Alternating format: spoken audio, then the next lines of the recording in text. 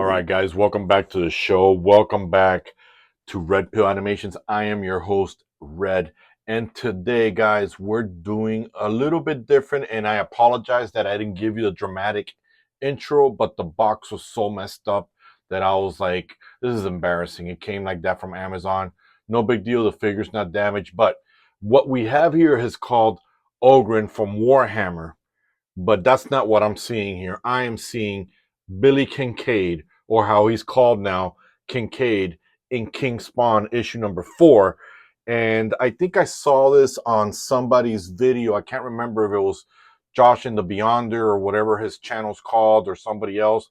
And the moment I saw this figure and saw it was a mega figure, I said, oh, here we go. We've got a Kincaid. And it's just so happens that McFarlane made this, so it fits right in there. And again, I don't understand why McFarlane is not focusing on making King Spawn action figures and, you know, what's going on in there in that world. He could have easily done that. Now, I understand a lot of you like, you know, that nonsense that you want it to be, you know, canon. It doesn't look like that. But this is good enough for me.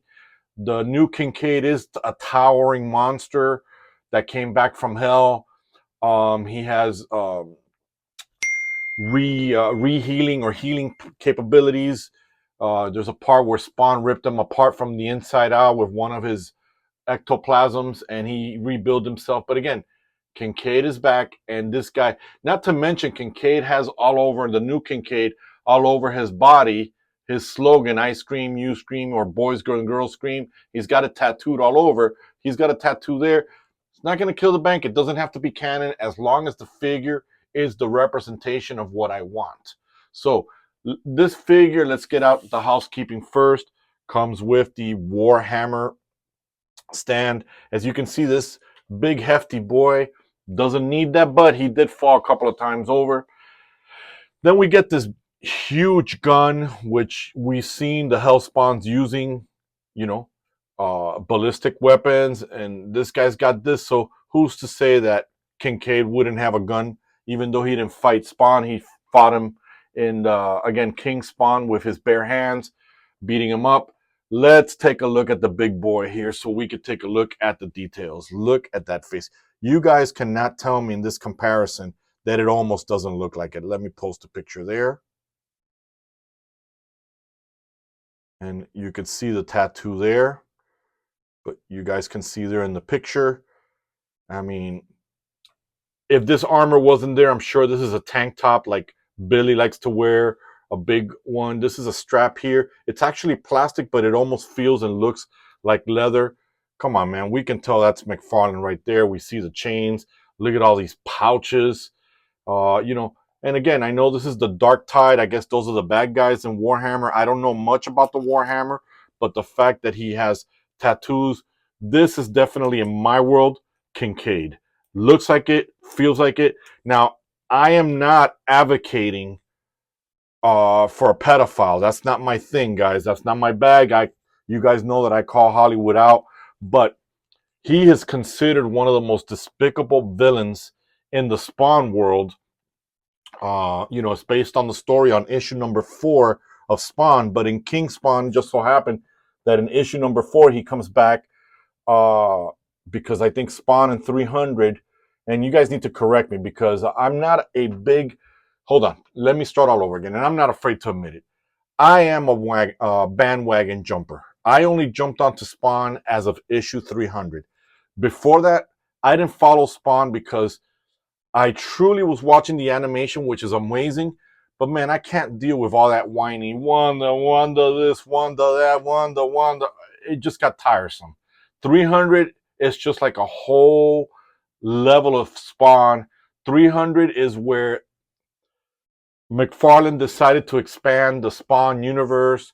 He created the Scorch, which is an Avengers type of team. He created the Gunslinger, which if you look at it, it's almost like his version of a Punisher slash Red Hood-esque. And there's so much coming. There's going to be, now there's a Violator story, the origins of the Violator. You got Pulse that's coming out, which is a speedster that showed up on. So there's so much. We even got the cyberpunk Spawn, which is he's called a deviant, and it's called Rat City. I really don't like that name, so being that it's in the future in 2111, I'm calling it Spawn 2111. It's a right fitting name. Sure, it copies Spider-Man 2099, but what better or what other fitting? But again, let's go back to this big boy here. Sorry about that little rant, just a little history there. Look at the belt buckle, that gold. So man, you can't tell me that this isn't a replica of Kincaid. I mean, look at that. It's just gorgeous, and the details of the boots, he sculpted that in there. There isn't treads here, but on the outer limit. But again, even if you pick up that issue of King Spawn and you see the fight, Kincaid is almost wearing a cargo pants with type of boots, kicking Spawn all over the place and beating him down to a pulp. So now let's grab here, guys. Let's put in this weird machine gun here that we're seeing.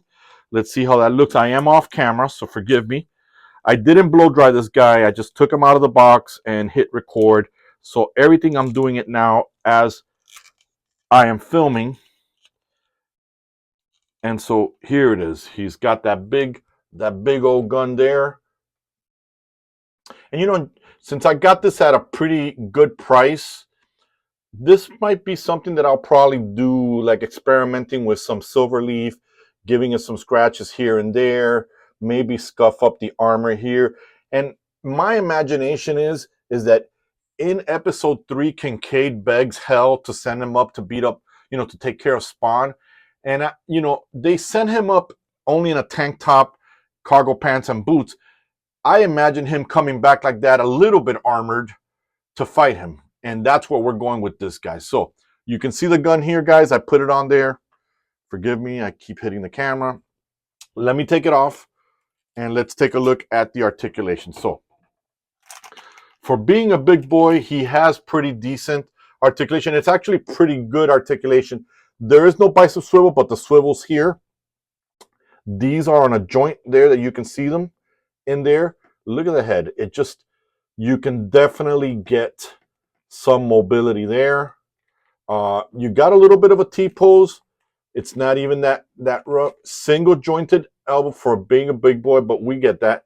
It is, the hands are on a hinge, which looks like it's ratcheted. And look at that, bro. He's even got these spike things there. It's ratcheted there. Do we get some kind of swivel? We do, but we don't get any side to side, but we get a swivel. The kick, this is as far as the figure will kick. So you'll just have to be creative. The knee does have what's supposed to be the thigh, but it's here on the knee.